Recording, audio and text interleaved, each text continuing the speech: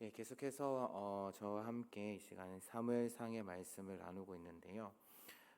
특별히 12장 말씀은 이제 사무엘이 이제 사사직을 내려놓으면서 이제 왕이 세워진 이후에 사울 왕이 세워진 이후에 사사직을 이제 은퇴를 하면서 했던 고별 설교의 내용이 바로 우리가 지금 살펴보고 있는 사무엘상 12장의 말씀입니다. 그러니까 고별 연설에서 이제 사무엘은 자신의 무죄를 밝힘과 동시에 여호와를 버리고 또한 왕을 세워 달라라고 했던 그런 이스라엘 백성들의 죄를 여호와께 고발하고 있습니다. 그런데 여기서 끝내지 않고 이제 사무엘은 그 세워진 왕과 백성들에게 여전히 이스라엘은 여호와의 말씀에 순종해야 하는 그런 하나님 나라의 백성임을, 하나님 나라임을 분명하게 밝히고 있습니다. 그러니까 사무엘의 마지막 연설의 내용은 이스라엘 백성들에게 여호와의 명령을 순종하며 살라라는 권면, 또 그렇지 않으면 여호와께서 너희들에게 벌을 내리실 것이다라는 그러한 경고였습니다. 이렇게 여호와의 명령에 따라 살라라고 이야기하는 고별 설교의 내용은 성경에 자주 등장을 하죠. 이전에 모세도 모압 평지에서 그렇게 설교를 했었고 여호수아도 세겜에서 그렇게 고별 설교를 했던 내용이 기록되어 있습니다. 이들은 모두 이제 여호와의 명령에 순종하며 성공적으로 이렇게 사명을 감당했던 그러한 지도자들이죠. 그러니까 자신이 살아본 결과 여호와의 말씀에 여호와의 명령에 순종하는 것이 이스라엘 백성들이 형통하고 잘 사는 길임을 알았기 때문에 그러한 권면을 했던 것입니다. 사무엘 역시도 그러한 권면을 하고 있다라는 것인데요. 그러면서 이제 사무엘은 그 권면이 끝난 후에 백성들에게 너희는 가만히 서서 여호와께서 너희 눈앞에서 너희 목전에서 행하시는 큰 일을 보라라고 그렇게 경고합니다. 사실 이 표현 너희는 가만히 서서 여호와께서 너희 눈앞에서 행하시는 일을 큰 일을 보라라고 했던 표현이 가장 먼저 사용된 곳은 이제 이스라엘 백성들이 이제 홍해를 건너기 전에 모세가 이스라엘 백성들에게 했던 그런 표현이 있고요. 그리고 또한 역대하 20장 말씀을 보게 되면 이제 아람과의 전쟁 가운데 여호사밧이 이제 이스라엘 백성들에게 했던 그러한 표현입니다. 그런데 이 두 표현, 그러니까 모세가 했던 말과 여호사밧이 했던 말의 의미는 무엇이냐면은 여호와께서 이제 이스라엘 백성들을 위에서 싸우실 것이고 그래서 그들을 구원하시는 것을 보라. 이방 대적들 아니면은 홍해가 갈라지는 그런 역사를 보면서 하나님께서 너희들을 구원하시는 그 큰 일을 보라라고 그렇게 이야기했던 그런 본문에서 사용되었지만 사실 오늘 본문에서는 그러한 의미가 아니라 반대로 하나님께서 이스라엘 백성들 너희들을 징벌하시는 그런 큰 일을 보라라는 그런 의미로 그렇게 사용되고 있습니다. 그래서 여호와의 놀라운 능력은 이스라엘 백성들을 구원하시는 그런 일에 사용될 수도 있지만 반대로 오늘 말씀에서처럼 이스라엘을 징벌을 내리실 수도 있다라는 그 사실을 우리는 또한 기억할 필요가 있을 것 같습니다. 그래서 사무엘은 밀 베는 때에 이제 우레와 비를 내려 달라라고 자신이 여호와께 간구하면 여호와께서 우레와 비를 내려 주실 것이다, 보내실 것이다라고 이야기를 합니다. 그런데 이렇게 사무엘이 기도하는 이유는 무엇이냐면은 이스라엘 백성들에게 자신이 왕을 이스라엘 백성들 자신이 왕을 구한 것이 얼마나 큰 죄인지를 그들이 직접 경험토록 하기 위함이다라고 그렇게 밝히고 있는데요. 사무엘은 자신이 말한 대로 그래서 여호와께 우레와 비를 내려달라라고 보내달라라고 부르짖었습니다. 기도했습니다. 그리고 그 기도에 이제 하나님께서 응답하셔서 그날에 우레와 비를 내리시는데요. 사실 밀 베는 시기는 비가 내리는 시기가 아니라 건기입니다. 그러니까 비가 좀처럼 내리지 않는 그러한 시기인데요. 그러한 때에 갑자기 천둥이 치고 번개가 치고 그리고 폭우가 쏟아지는 일이 벌어집니다. 그러니까 결국 이 일은 그냥 우연히 일어난 일이 아니라 바로 하나님께서 행하신 일이고 하나님의 권능을 알 수 있는 그래 하나님의 권능으로 이루어진 일인 것이죠. 그래서 이런 놀라운 이적을 체험한 이스라엘 백성들은 여호와와 사무엘을 두려워했다라고 오늘 본문은 기록하고 있습니다. 이렇게 이제 사무엘의 기도에 응답하시는 그런 하나님의 모습을 보면서 백성들은 사무엘의 말처럼 자신들이 왕을 구한 것이 여호와 앞에서 죄를 범한 것이다라는 것을 깨닫습니다. 이들은 자신들에게도 이제 이방 나라들처럼 주변에 있는 이방 나라들처럼 왕이 있는 것이 당연하고 그것이 좀 더 합리적인 것이다라고만 생각했지, 그것이 여호와를 왕으로 섬기지 않는 그런 심각한 죄라고는 생각하지 못했던 것 같습니다. 그런데 사무엘의 지적 그리고 또한 여호와의 징벌을 통해서 어떤 세상의 관습이나 세상이 따라가는 세상 풍조를 따르는 것이 어떻게 보면 여호와의 길을 떠나는 길이다라는 것을 그들은 이제 그 사실을 통해서 알았던 것이죠. 사실 여기서 이스라엘 백성들이 범하는 죄는 우리도 은연중에 범할 수 있는 그러한 죄입니다. 우리도 사실 하나님의 말씀을 믿고 하나님을 믿는다라고는 하지만 종종 하나님 말씀보다는 세상적인 그러한 풍조 아니면 세상적인 편의 그리고 관습을 따르면서 그것이 죄인지 모르는 죄인 것을 인식하지 못하는 그러한 경우들이 참 많은 것 같습니다. 그런데 다행히 이스라엘 백성들에게는 사무엘이라는 영성이 깊은 지도자가 있어서 이제 이스라엘 백성들을 올바른 길로 인도하고 또한 우리에게도 하나님 말씀이 있기에 또한 다행인 것 같습니다.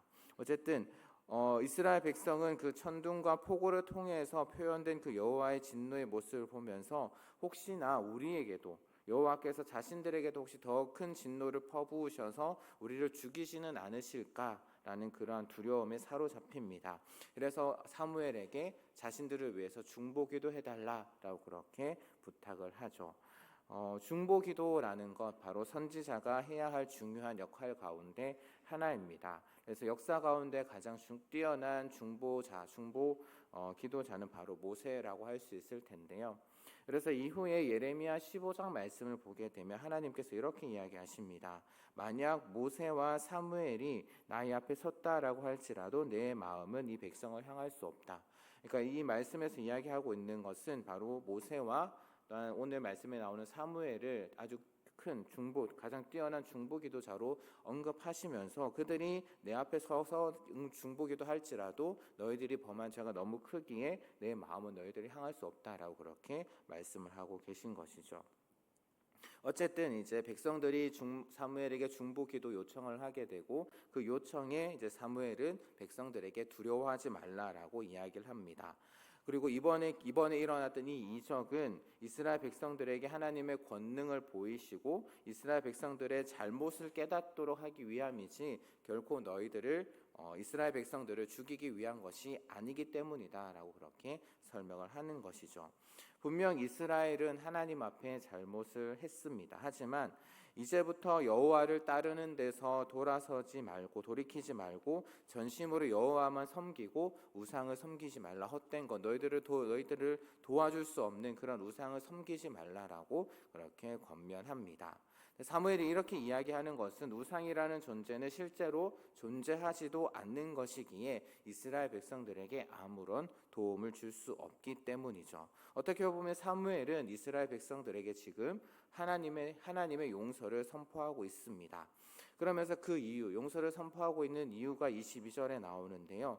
하나님께서 이스라엘 백성을 자신의 백성으로 삼은 것, 그것이 철저히 하나님의 자유로운 의지, 하나님께서 기뻐하시는 그러한 일이었고, 그래서 기쁨으로 결정하신 일이고, 하나님의 이름을 위해서라도, 하나님의 명예를 위해서라도 결코 하나님께서는 이스라엘 백성들을 버리지 않으실 것이기 때문이다라고 이야기를 합니다. 여기서 이제 중요한 신학적인 이슈들이 등장을 하는데요. 먼저는 이스라엘을 이제 하나님께서 하나님의 백성으로 선택하신 것은 전적인 하나님의 자유로운 선택이다라는 겁니다. 그러니까 이스라엘에게 어떠한 조건이 되어서 이스라엘 백성들이 어떤 일을 행하여서 아니면 이스라엘 백성들이 너무나도 큰 나라이기 때문에 하나님께서 그들을 선택하신 것이 아니다라는 것이죠. 또한 이것은 이제 하나님의 명예에 대한 문제다라는 겁니다. 오늘 본문을 보게 되면 그 크신 이름을 위해서라는 그런 표현이 나오는데요. 그것은 바로 여호와 하나님의 이름, 여호와 하나님의 명예를 말하고 있습니다. 그러니까 하나님께서는 시내산에서 이스라엘 백성들을 나의 백성이다라고, 너희는 나의 백성이다라고 선언을 하셨죠. 그 이후에 이스라엘은 이제 여호와의 백성으로 세상 가운데 알려지게 되었고 여호와와는 뗄래야 뗄 수 없는 그러한 관계가 되었습니다. 그래서 어떻게 보면 여호와께서 이스라엘 백성들을 죽이시고 이스라엘 백성들을 멸망시키시는 것은 그 이스라엘을 선택하신 여호와 하나님의 실패로 세상 사람들 가운데 보여질 수 있다라는 것이죠. 이렇게 이스라엘에게 여호와의 이름을 두셨다라는 것은 어떻게 보면 하나님께서 자신의 명예를 이스라엘 백성들에게 맡기셨다라는 그러한 의미로도 볼 수 있습니다. 이것은 이제 지금 이 시대를 살아가는 우리에게도 마찬가지인데요. 우리가 예수 그리스도를 영접하고 그래서 그리스도인이다라고 그렇게 불리는 순간부터 우리는 어떻게 보면 예수님의 사람으로 살아가는 것이고, 우리가 또한 어떻게 이 세상을 살아가면서 잘못하면 그것이 우리만 욕을 먹는 것이 아니라 바로 예수님의 명예도 땅에 떨어뜨리는 그러한 일이 될 수 있다라는 겁니다. 그것이 바로 오늘 말씀의 제목이기도 한 그리스도인이라는 이름이 가지는 그런 무게가 아닐까 합니다. 사실 보잘것없는, 어떻게 보면 하나님께서도 말씀하셨죠. 내가 너희를 택한 것이 너희들이 강대해서 강성해서 택한 것이 아니라 너희들은 약하고 작은 민족이다라고 말씀하신, 그래서 사실 보잘것없는 이스라엘 민족에게 하나님께서 자신의 이름을 두셨다라는 것, 어떻게 보면 그 자체가 영광이고 은혜이고요. 그래서 하나님께서는 자신의 이름을 둔 자신의 백성들을 위해서 그들이 먼저 하나님을 버리지 않는 한 그들의 죄를 용서하시고 끝까지 그들과 함께 하시겠다라고, 그래서 그들에게 용서를 선포하고 계시는 그러한 하나님의 모습을 볼 수가 있습니다. 23절은 이스라엘 백성들을 위한 사무엘의 결심입니다. 사무엘은 백성들이 여호와를 잘 섬기도록 하기 위해서 자신이 할 수 있는 부분을 다 하겠다라고 이야기를 하고 있는데요. 첫 번째는 바로 기도하는 일이고 두 번째는 가르침입니다.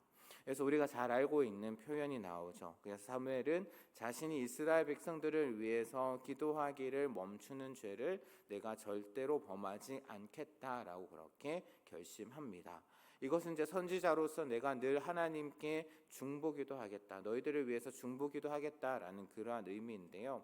그래서 사무엘이 여기서 기도하기를 멈추는 것이 죄다라고 그렇게 스스로 규정을 하고 있는데, 이렇게 규정을 하고 있는 것은 기도를 자신의 남은 평생에 자신의 사명으로 삼겠다라는, 어떻게 보면 강력한 의지를 반영하고 있다라고 그렇게 우리가 해석해 볼 수 있습니다. 두 번째는 선하고 올바른 길을 너희들에게 가르치겠다라는 것인데요. 이것이 이제 하나님의 말씀을 따르는 길로 앞으로 계속해서 하나님의 뜻을 너희들에게, 백성들에게 가르치고 전달하겠다라는 것입니다.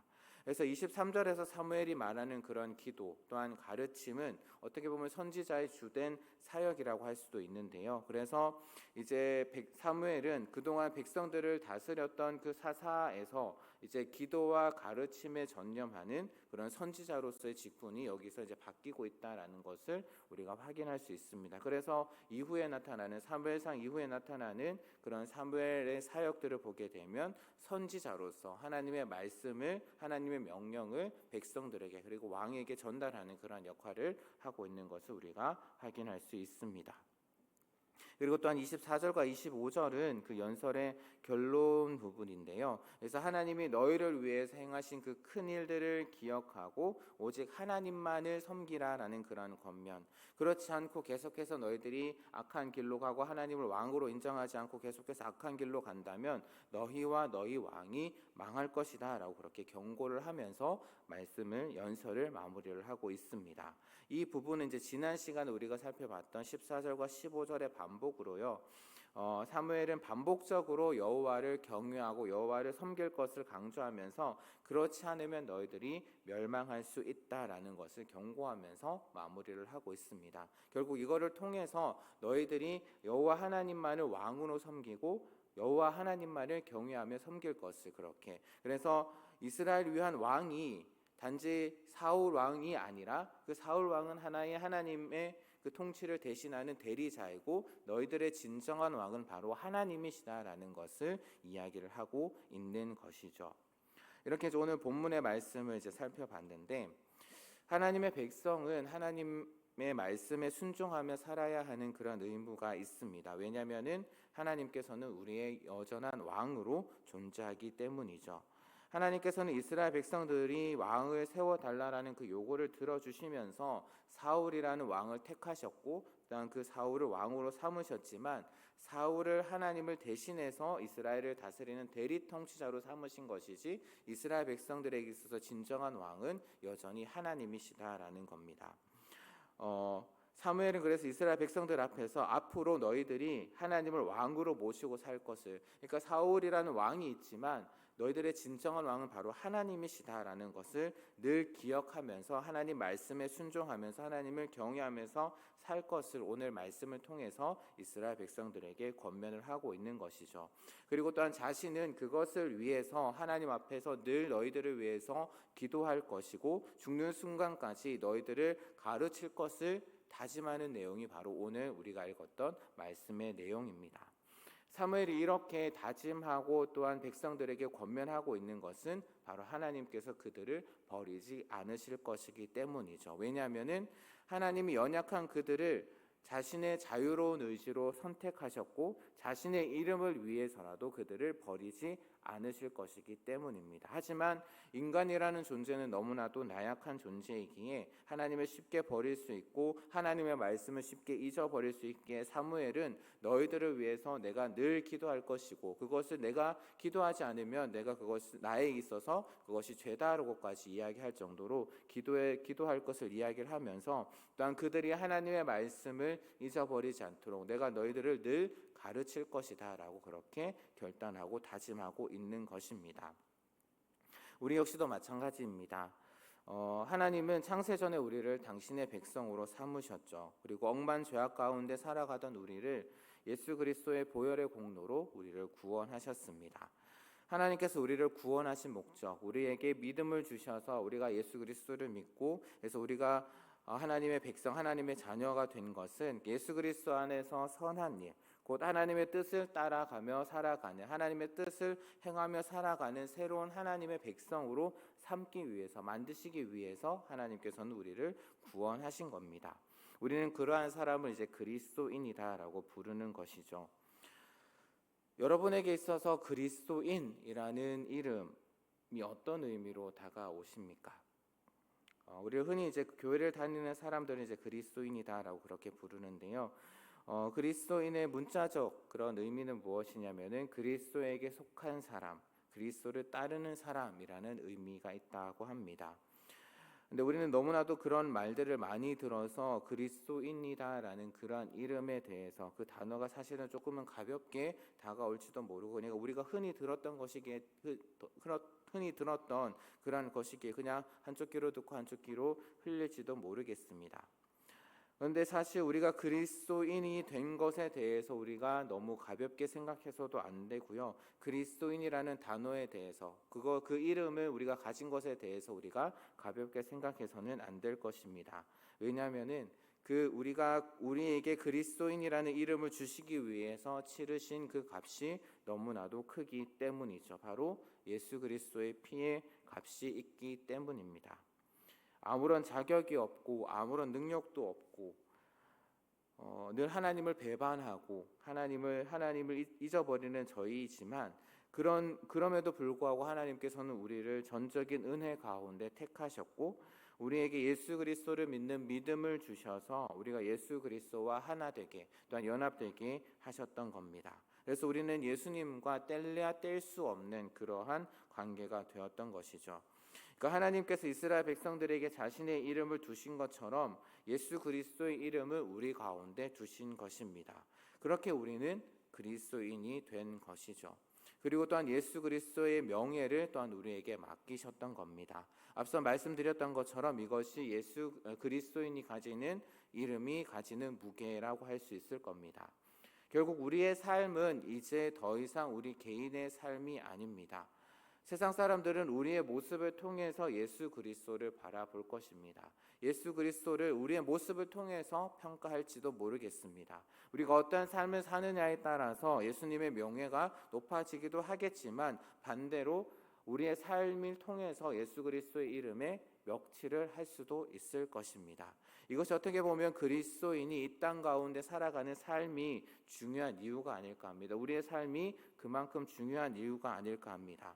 내 영광과 내 명예와 내 유익을 위한 삶이 아니라 나의 주인이시고 우리의 왕이신 하나님이신 그 예수 그리스도를 위해서 그분의 이름과 그분의 명예를 위해서 살아가는 것, 또한 그것이 곧 하나님의 영광을 위해서 살아가는 삶이 아닐까 합니다.